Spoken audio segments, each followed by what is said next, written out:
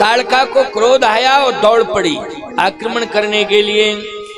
जैसे ही आक्रमण करने के लिए श्री राम के सामने दौड़ी, राम जी को खाने के लिए दौड़ी है ताड़का। ताड़का को जैसे ही भगवान राम ने देखा तो कहा इसकी आंखों में क्रोध है। क्रोध, क्रोध से ही व्यक्ति अपनी हानि करता है। क्रोध से ही व्यक्ति अपने जीवन में पाप करता है और क्रोध से ही अपने जीवन को नष्ट करता है व्यक्ति। इसलिए इसमें क्रोध है, इसका तो विनाश होना ही होना है।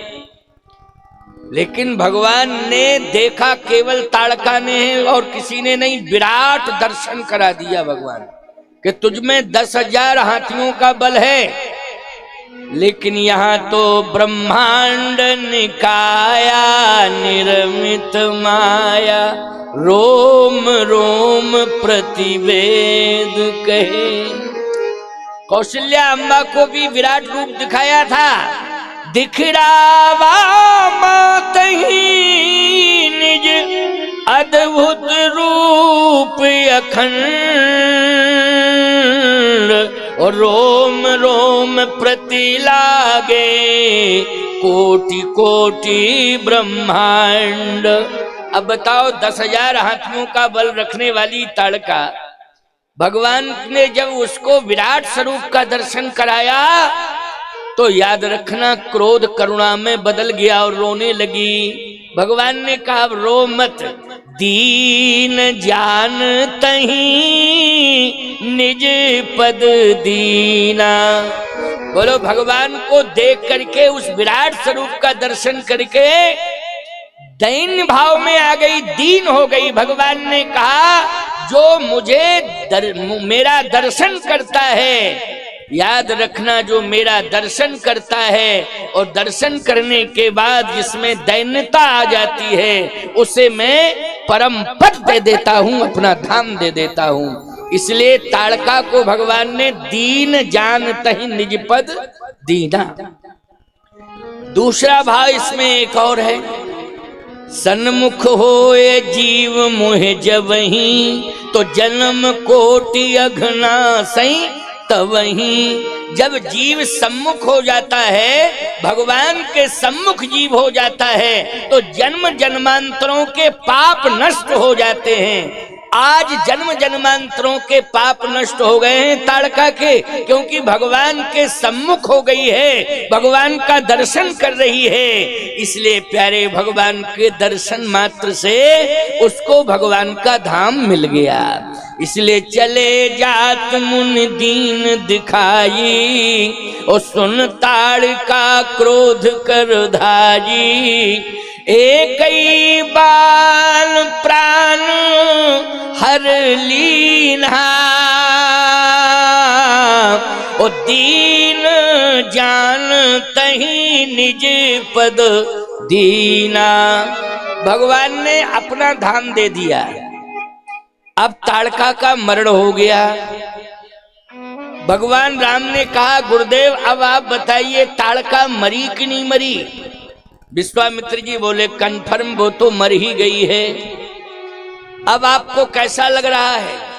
विश्वामित्र जी ने कहा बहुत अच्छा लग रहा है, लेकिन इसके 2 बेटे बहुत खतरनाक हैं और मेरे लिए और चिंता बढ़ गई, क्योंकि उन्हें पता लग गया है कि इस बाबा ने मेरी माँ की हत्या करवा दी है। इसलिए अब वो निश्चित रूप से मेरे आगे पीछे ही घूम रहे हैं कि जैसे ही चांस मिलेगा हम बाबा को नहीं छोड़ेंगे, चाहे कुछ भी हो जाए, हम बाबा को नहीं रहने देंगे इस धरती पर, बाबा को नहीं छोड़ेंगे। भगवान ने कहा अब तो और ही ज्यादा भय बढ़ गया आपका। अभी ताड़का को देख कर के भय बढ़ा था, अब ताड़का के मरने के बाद तो आपको और भय सताने लगा है कि उसके 2 बेटे बहुत खतरनाक हैं, मारीच और सुबाहु। हे राम, अगर इनका वध हो जाए तो मैं पूरी तरह से निश्चिंत हो जाऊंगा। भगवान राम ने कहा सामने तो आवे, जब सामने आए तब देखें, अभी तो पता ही नहीं चल रहा है वो कहाँ है। जब सामने आएंगे तब विचार किया जाएगा। विश्वामित्र जी का आश्रम आ गया बक्सर में, सिद्धाश्रम। बक्सर में सिद्धाश्रम में बहुत बढ़िया यज्ञशाला बनी है। जैसे मंडप माता में यज्ञशाला बनी है, परमानेंट यज्ञशाला बन गई है।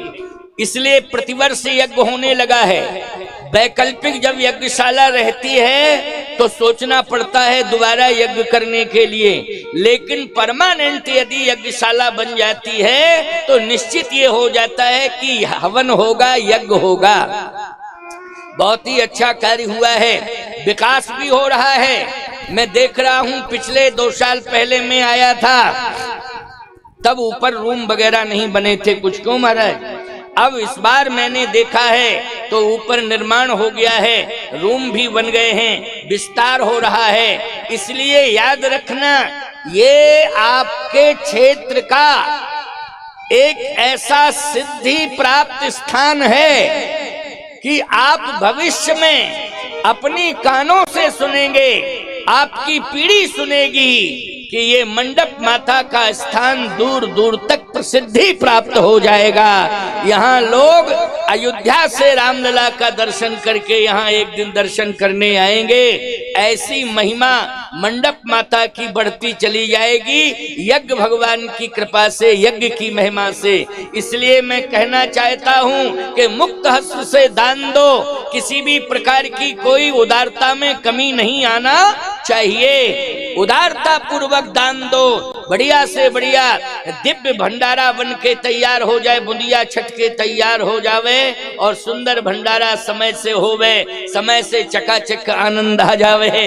तो आज विश्वामित्र जी महाराज का यज्ञ शुरू कर रहे हैं। चिंता है मन में, भगवान ने कहा कि आप चिंता मत करो, आप तो करो यज्ञ, हम राक्षसों का विनाश करेंगे।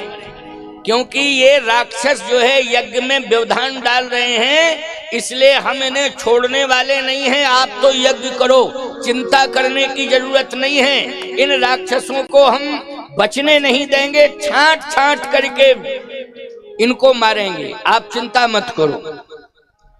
विश्वामित्र जी ने कहा, राम यज्ञ तो हम कर ही रहे हैं, लेकिन तुम देखना ये आक्रमण करने आएंगे। राम जी ने कहा, चिंता मत करो, यहाँ हो प्राप्त कहा अरे मुनि सन रघुराई, और निर्भय जग करो तुम जाई। ओम करण लागे मुनि झारी, ओम करण लागे मुनि झारी, ओ आप रहे मख की रखवारी। सुन मारी चिर साचर कोही, ओ ले सहाय धावा मुनि द्रोही। बिन फर बाण राम तहि मारा, ओ सत जो जन का सागर पारा। पावक सर सुबाहु पुनि मारा, ओ अनुजन साचर कटक संघारा।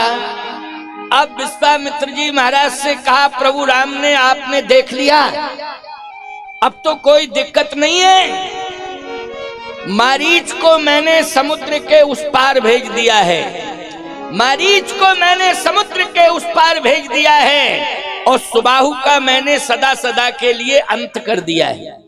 विश्वामित्र जी ने कहा, एक बात समझ में नहीं आ रही, आपने समस्या पैदा कर दी। क्या? जब सुबाहु को मार दिया तो मारीच को क्यों छोड़ दिया? उसको इतना दूर भेज दिया, और भेजा भी है तो ऐसी जगह भेजा है जहां राक्षस ही राक्षस रहते। पूरी की पूरी सूचना में जाकर के, और राम तुम तो जनकपुर से होते हुए भ्रमण करते हुए अयोध्या वापस आ जाओगे, ये लंका के राक्षस मारीच के द्वारा सब यहाँ आएंगे और मेरे आश्रम को नहीं बचने देंगे। अब तो और खतरनाक चिंता हो गई, मारीच को दूर क्यों भेज दिया है? भगवान राम ने कहा, गुरुदेव मारीच की मुझे जरूरत थी, इसलिए मैंने लंका भेजा है। मारीच को लंका क्यों भेजा, क्या जरूरत थी? सबसे ज्यादा राक्षस लंका में है, और लंका के राक्षसों को मारने का संकल्प ही मैंने लिया है, क्योंकि जितने भी राक्षस, चाहे मारीच हो, सुबाहु हो, खर हो, दूषण हो, ये सब वहीं से आए हैं। इन्होंने तो आर्यावर्त में आकर के कब्जा किया है। क्या किया है? कब्जा किया है। जैसे अभी अभी आपको मालूम है कि पहलगांव में ये पाकिस्तान के आतंकवादियों का हाथ है, समझ रहे हो कि नहीं? ये कश्मीर में घुस के आए हैं, ये पहलगांव में घुस के आए हैं और इन्होंने ही निर्दोष लोगों का वध किया है। जो 27 लोग मारे गए हैं वो पूरी तरह से बेचारे निर्दोष थे। वो तो भ्रमण करने गए थे, परिभ्रमण करने गए थे, लेकिन उन 27 निर्दोष लोगों का वध आतंकवादियों ने किया। ये पाकिस्तान की साजिश है, पाकिस्तान की साजिश है।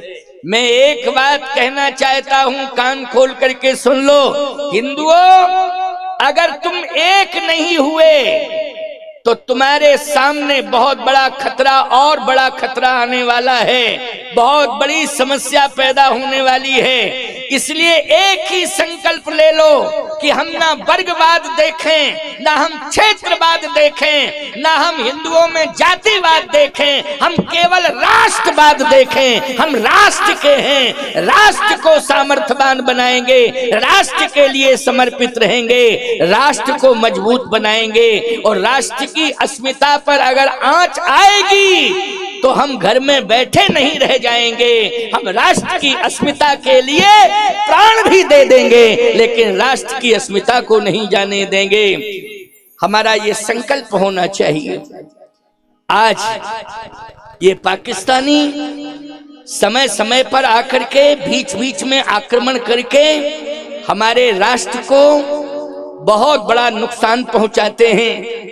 हमारी हिंदू जाति को जाति के नाम पर नाम ले ले करके मारते हैं। बोलो भाई तुम किस जाति के हो, किस धर्म के हो, ये कह के मारते हैं। इसलिए सावधान हो जाओ।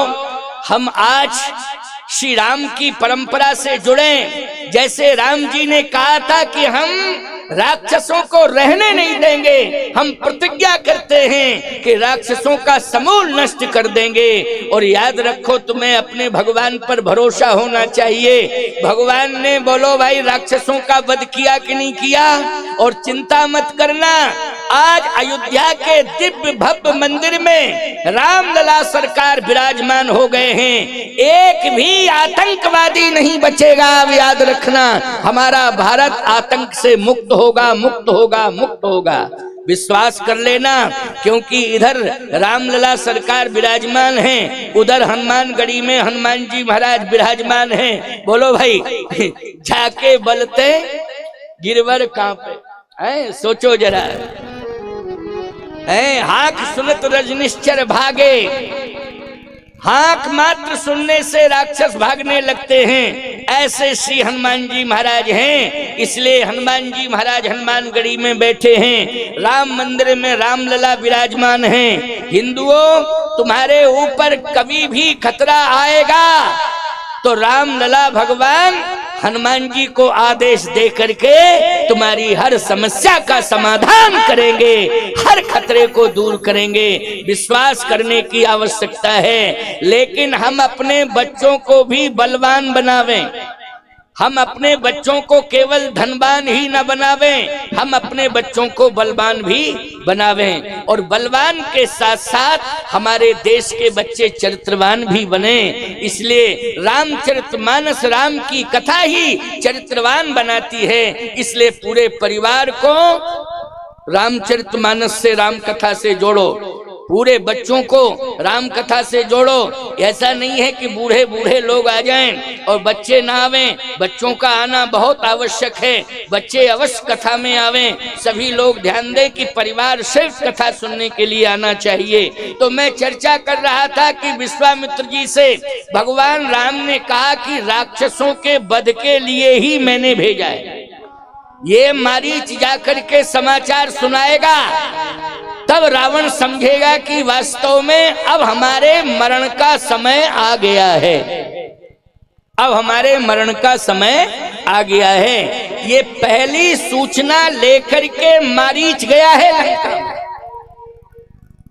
कि अब राक्षसों के मरण का विनाश का समय आ गया है। ये पहली सूचना लेकर के कौन गया है लंका में? बोलो भाई, मारीच गया है। क्योंकि भगवान राम ने सबसे पहली चुनौती ये दी है, राक्षसी ताड़का का वध किया है। और जो 10,000 हाथियों का बल रखने वाली राक्षसी ताड़का थी, उसका वध श्री राम ने किया। इसके बाद सुबाहु को अग्निबाण से जला दिया और मारीच को भेज दिया लंका कि जाओ तुम सूचना कर देना कि तुम्हारे वंश का समूल नष्ट करने वाला अयोध्या में पैदा हो चुका है, अयोध्या में उसका जन्म हो गया है, जाओ मारीच कह देना। इसलिए भगवान ने बिना फर का बाण दे करके मारीच को कहां भेज दिया है? लंका भेजा है। राक्षसों को चुनौती दी है भगवान राम ने।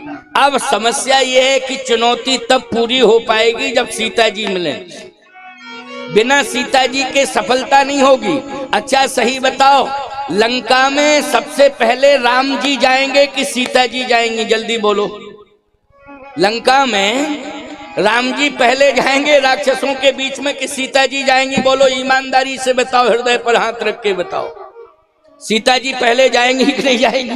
राम जी तो बहुत बाद में गए, याद रखना, हनुमान जी भी बाद में गए और सब बाद में गए, लेकिन सबसे पहले राक्षसों के बीच में कौन गई हैं? भगवती सीता गई हैं। इसलिए बिना सीता के, बिना जानकी के राम जी ने कहा मैं सफल नहीं हो सकता हूं, ना राक्षस मर सकते हैं। इसलिए भगवान श्री राम ने कहा कि आदि शक्ति मेरी प्रकट हो गई है मिथिला में, जब तक मैं वरण नहीं कर लूंगा तब तक जो है मुझे सफलता मिलने वाली नहीं है। इसलिए भगवान ने ताड़का का मरण किया और अहिल्या के ऊपर चरण रख के तरण किया और मिथिला में जाके जानकी जी का वरण किया है। इस तरह से ये यात्रा का क्रम पूरा होता है।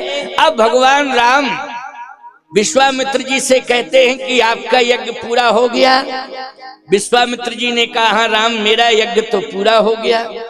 कहा यदि आपका यज्ञ पूरा हो गया तो अब आप मेरा यज्ञ भी पूरा करावें, मेरा यज्ञ भी पूरा कराएं। विश्वामित्र जी ने कहा राम, तुम्हारा कौन सा यज्ञ है?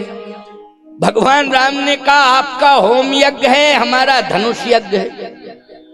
कौन सा यज्ञ है? धनुष यज्ञ है। विश्वामित्र जी ने कहा हाँ, धनुष यज्ञ तो मिथिला में हो रहा है। भगवान राम ने कहा कि अब आप समझ जाइए कि धनुष यज्ञ मिथिला में क्यों हो रहा है।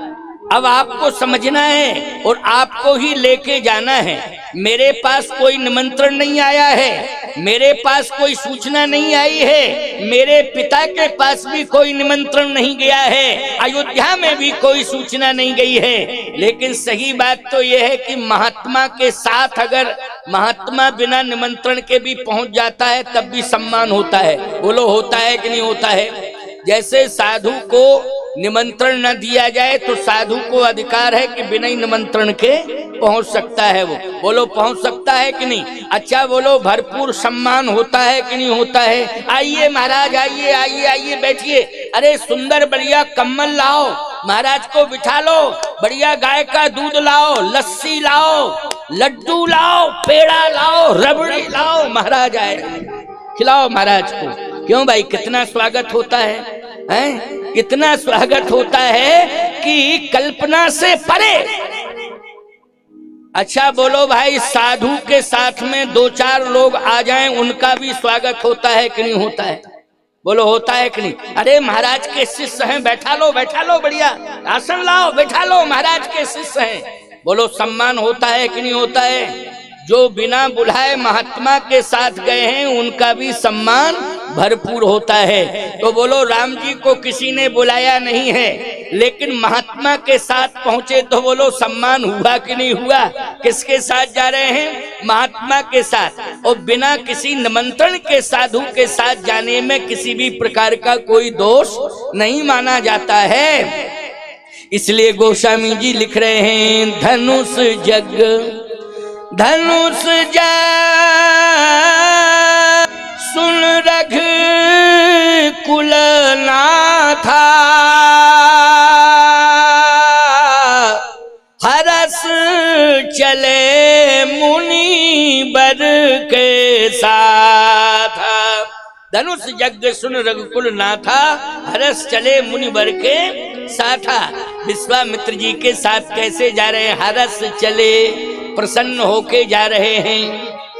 प्रसन्न होके क्यों जा रहे हैं? इसलिए कि भले ही निमंत्रण नहीं आया है, लेकिन गुरुदेव के साथ जा रहा हूँ, महात्मा के साथ जा रहा हूँ। जितना सम्मान निमंत्रण पाने से नहीं मिलता है, जितना सम्मान महात्मा के साथ जाने में मिलता है, इसलिए हम तो महात्मा के साथ जा रहे हैं। धनुष यज्ञ सुन रघुकुल नाथा, ओ हरस चले मुनिवर के साथा। अब विश्वामित्र जी से नारद जी ने पूछा कि आप क्यों प्रसन्न हो, आप क्यों प्रसन्न हो? विश्वामित्र जी ने कहा मैं इसलिए प्रसन्न हूं, महात्मा बन के जाऊंगा तब तो सम्मान मिलेगा ही मिलेगा, लेकिन सही बात तो यह है कि मैं दूल्हा को लेके जा रहा हूं, इसलिए डबल सम्मान मिलेगा। किसे लेके जा रहा हूं? बोले दूल्हा को लेके जा रहा हूं। धनुष यज्ञ सुन रघुकुल नाथा, हरस चले मुनि। किसके साथ चले? बोले बर के साथ। बर के साथा मानी बर मानी दूल्हा, दूल्हा के साथ चले हैं, इसलिए प्रसन्न हो रहे हैं। मैं आपको एक बात बता दूं, बहुत बढ़िया बात बता रहा हूं। दूल्हा के साथ बारात जाती है तो जितने बाराती जाते हैं बोलो उनका विशेष सम्मान होता है कि नहीं होता है?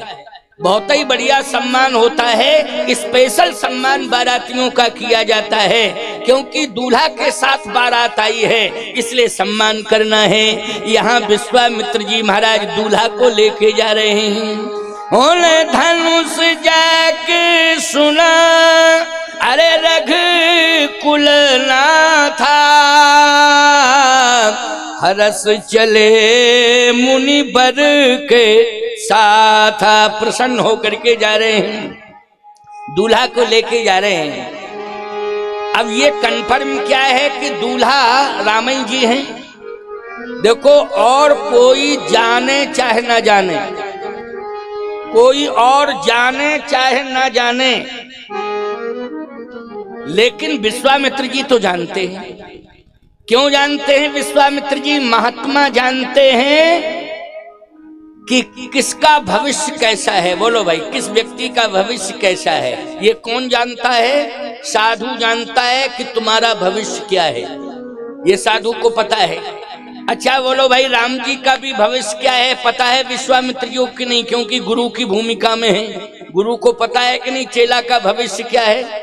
जितना बाप को बेटे का भविष्य मालूम नहीं रहता है, जितना गुरु को चेला का भविष्य मालूम रहता है। याद रखना, एक बार बाप नहीं बता पाएगा क्लियर कि बेटे का क्या भविष्य है, लेकिन गुरु क्लियर बता देगा कि चेले का क्या भविष्य है। इसलिए विश्वामित्र जी महाराज जानते हैं कि कन्फर्म है कि राम जी का विवाह जो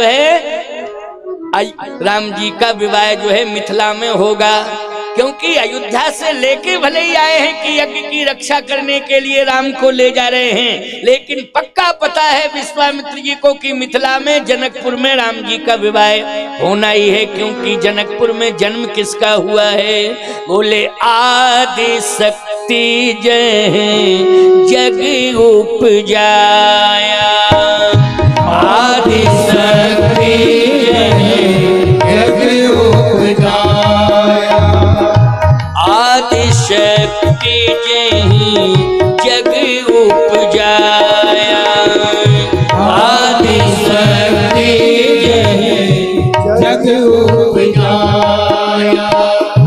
सो अवतरे मोर यही माया, सो अवतरे मोर यही माया, सो अवतरे मोर यही माया, सो अवतरे मोर यही माया। जनक सुता जग जननी जानकी, जनक सुता जग जननी जानकी, जनक सुता जग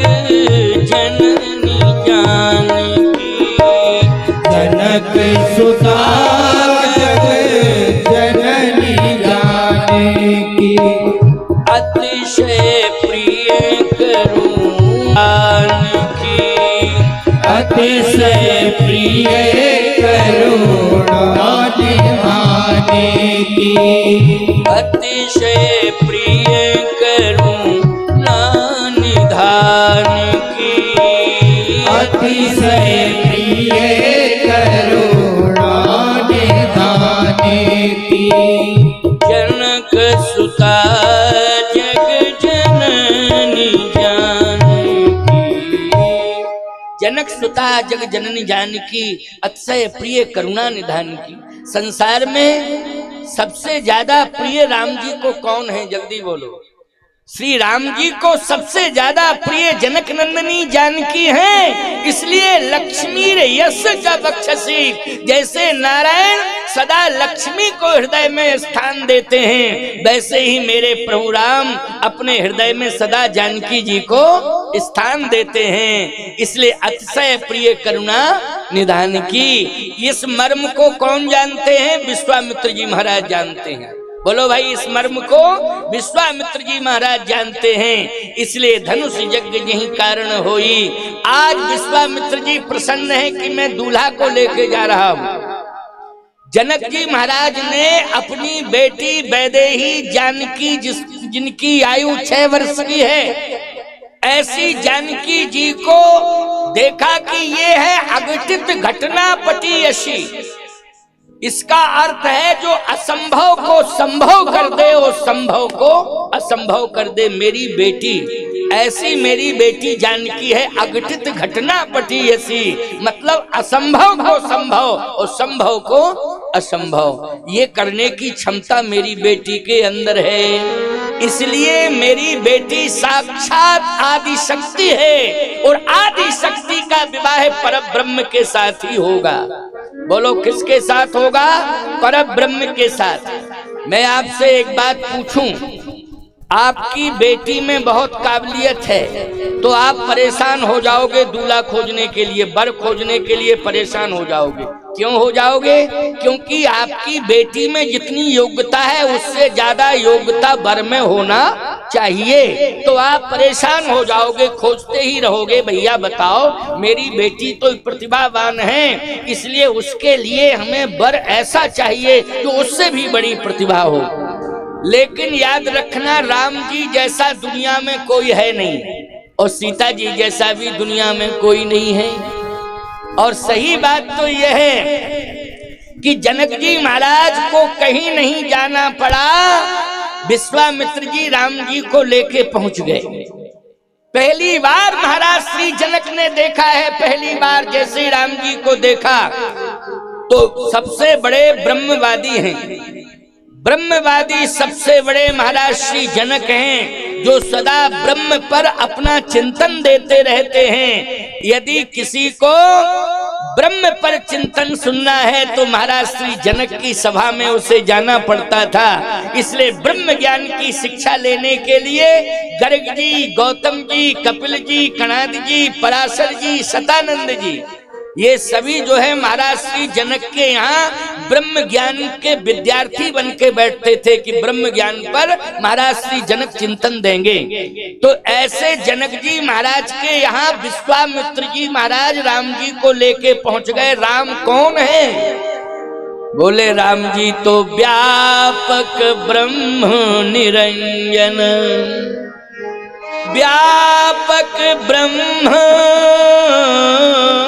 निरंजन और निर्गुण विगति विनोद और सोअज प्रेम भगति बस कौशल्या की गोद। वो ब्रह्म जो है कौशल्या की गोद में प्रकट हुआ है।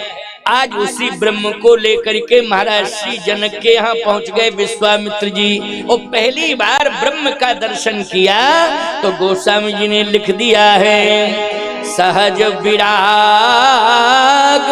रूप मन मोरा, थकत होत जिम चंद्र चकोरा, इन्हीं बिलोकत अति अनुरागा,